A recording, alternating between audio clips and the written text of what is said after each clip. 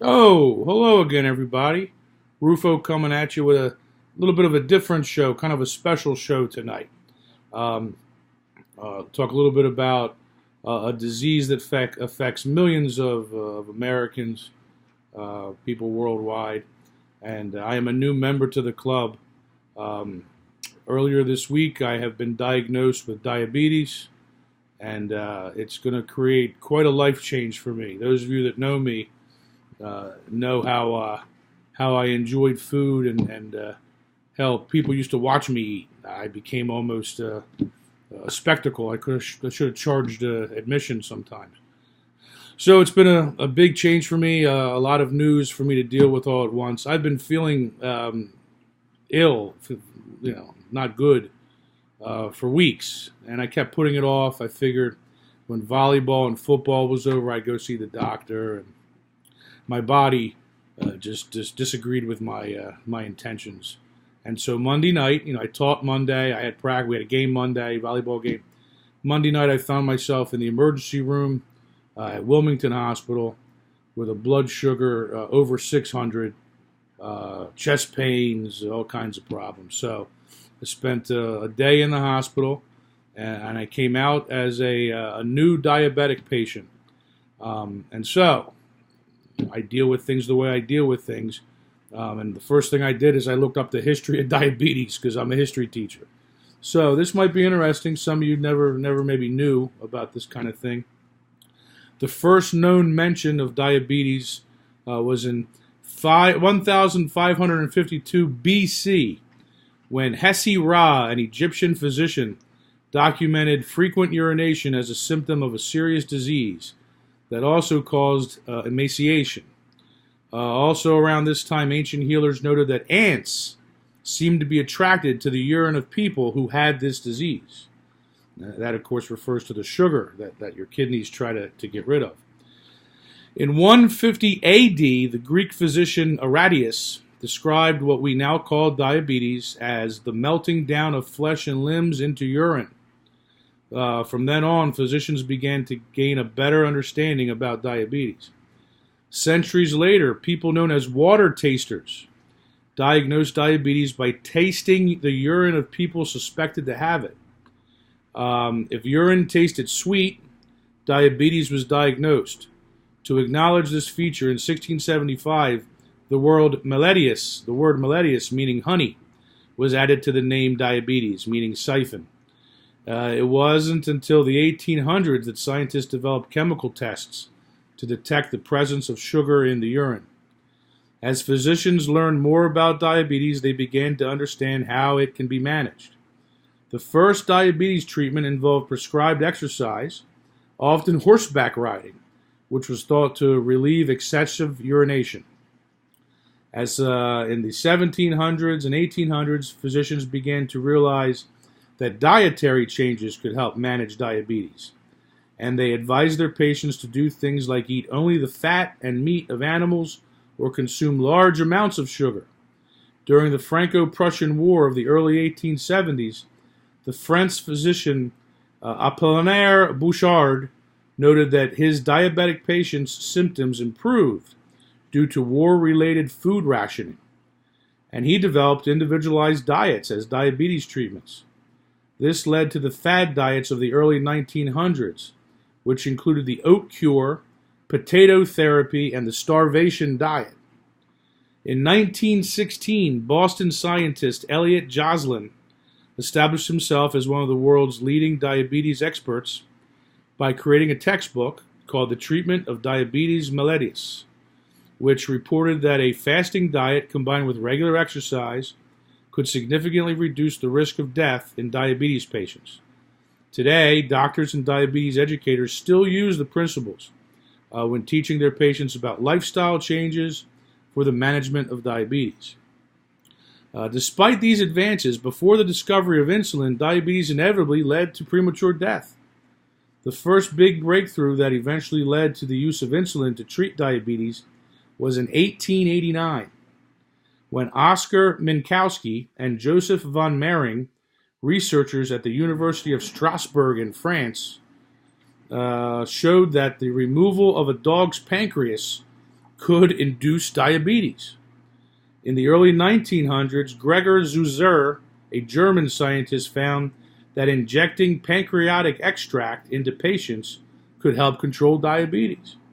Frederick Banting, a physician in Ontario, Canada, first had the idea to use insulin to treat diabetes in 1920.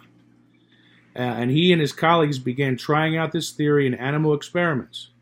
Banting and his team finally used insulin to successfully treat a diabetic patient in 1922 and were awarded the Nobel Prize the following year. A little bit more of my notes here. That's all I got, I guess.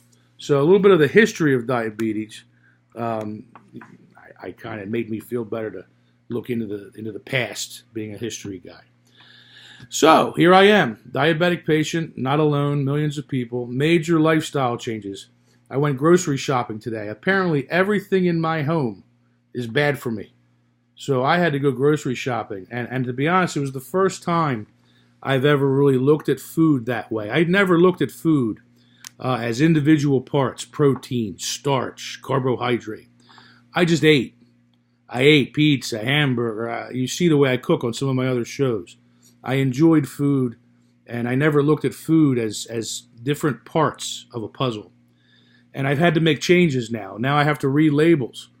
You know, I have to look at how many carbohydrates are in things. I have to watch out for my sodium now, too. And so this has become a major thing for me. And I'm only 2-3 days in. You know, I'm taking, 4 or 5 insulin shots a day. I'm checking my blood sugar.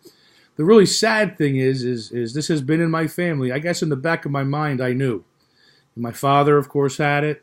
And that basically contributed to his death. You know, he lived a long life, but 80 years old, but it affected him.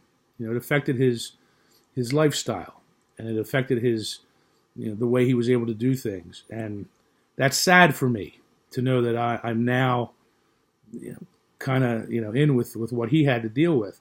My grandmother had it, and I was a little kid. I remember my uncle used to come give her shots back in the late 70s, At least one. That same uncle, unfortunately, also was diabetic later in life. Even my dog had diabetes. My dog Packer, 2 shots a day, insulin. So even my dog had diabetes. So I suppose saying diabetes runs in my family is an understatement. But, I'm not going to let it get me down. A guy like me, a big guy like me, big football player, meat eater, I could get depressed about this, but I'm not going to. I have my wife and my kids to think about. I have friends that care. And so I'm going to be on top of this, and I'm going to make some life changes. And I've already done it for 3 days now. I've done really good. Portion control, counting my carbs. I need to remember that this is not a sprint. This is a marathon. And eating right for a couple of days is not going to do me any good. I got to make changes in my whole life. I've given up soda. And I did a soda show. I love nice Coca-Cola, nice soda. I've given them up. Now, I have found that I am allowed to drink diet soda, which I had always been against because I could always taste the chemical, the sweetener. I have found diet ginger ale is okay. It tastes okay. So I'm going to be okay with diet ginger ale, and that helps. That makes me feel a little bit better because I like that nice soda. Burp, right? That nice effervescence. Everything's got carbs in it. I was walking through the grocery store today. Oh, everything I like has carbs. Everything. So it's going to be a journey for me, and I know a lot of my friends out there may know what I'm talking about. May even have some tips or even some recipes or things that they do. So diabetes is what I'm dealing with. And I know this is kind of a weird show. Usually I try to make you laugh. I try to, but this one is more about me and taking a chance to just kind of get this out there. I've been off work for a few days trying to get used to this new thing, checking my blood, giving myself shots. I'll be back to work on Monday. I'll be back ready to go and ready to change the way I do things, and for the better. Maybe this is a blessing in disguise. So, living with diabetes, I think for an Italian American, it might even be harder. Let's face it. Bread, pasta. They gave me a list of foods I gotta stay away from. It's everything I love. The whole list. I'm looking at this list thinking, oh my God.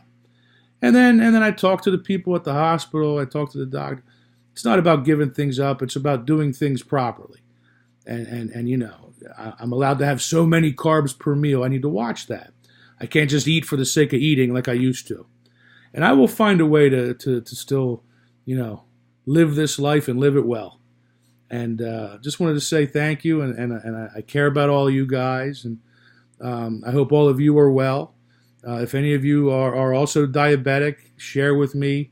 Let me know how you're doing. Maybe even this show might get somebody to go get themselves checked out. Maybe help somebody. So what do we do today? The history of diabetics, my own journey. Halloween is coming, right? Next week is Halloween. My kids are going to do a little Halloween show, so we'll get a guest host in here. And I'll keep them coming as the fall rolls into winter. We'll get some more shows up here for everybody to watch. But I miss everybody since the last time. So listen, take it easy, all right? And have a great night. Have a great weekend. And tell everybody that you love them. And give everybody big hugs, okay? It's important. So this is Rufo checking out. And I'll see everybody next time, okay? Bye-bye, everybody. And now we're going to shut it down. Boom.